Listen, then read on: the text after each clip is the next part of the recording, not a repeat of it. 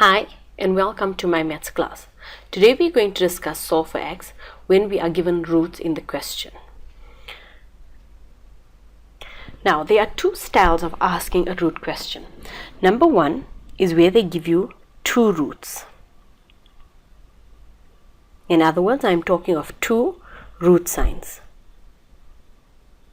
When you are given two root signs, make one root equal to the second root. Then square each side. Once you square each side, you will see that the roots fall away. So on the left hand side we would have x plus 2. On the right hand side, the 2 outside, according to your exponential rules, go to each piece. So we would have 2 squared 3x minus 4. Many a times when you are doing this question, the number outside is forgotten. The number outside, usually it is a careless mistake that the number outside is not squared.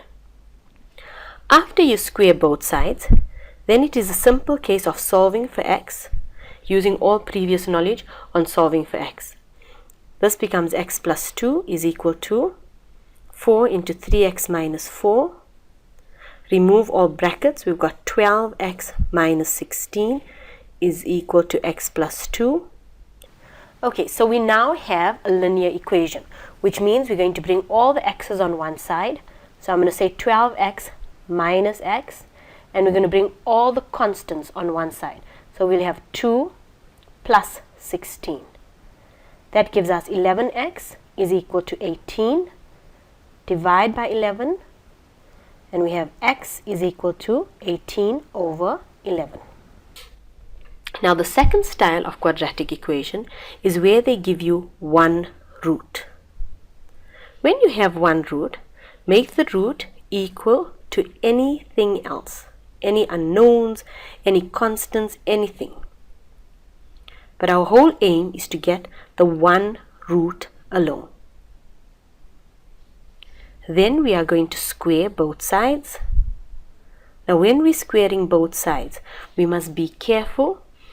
At this stage, you are going to do a lot of simplifying. So make sure that your previous knowledge on simplifying is in place. After you simplify, you solve using all your previous knowledge on solve for x. Right, let's do the following example. If I am given 5x plus 1 minus root of 5x plus 1 is equal to 12. Now let's get the root on one side and the rest on the other side. It is better to move the negative root on the right hand side, so we end up with a positive root. Going to move the 12 over, so we have 5x plus 1 minus 12. Now on the left hand side we have 5x minus 11 is equal to the root of 5x plus 1.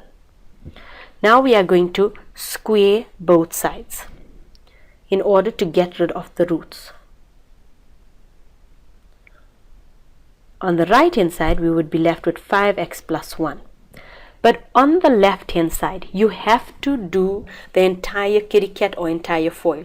You can't just say it's 25x squared minus 121. In other words, you can't just square the 5x and the negative 11. The entire kitty cat has to be done,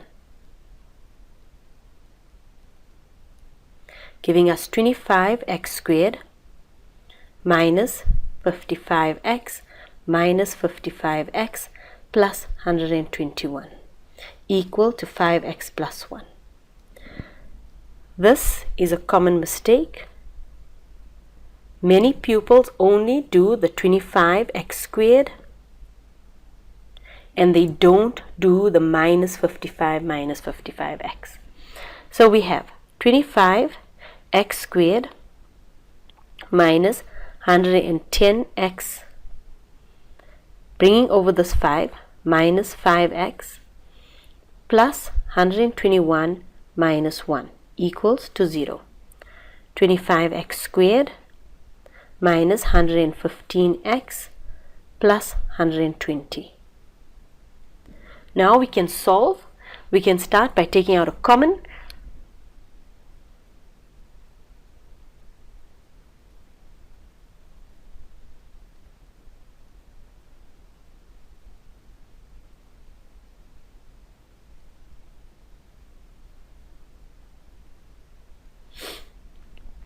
Then we need to find the factors of 5x squared minus 23 plus 24.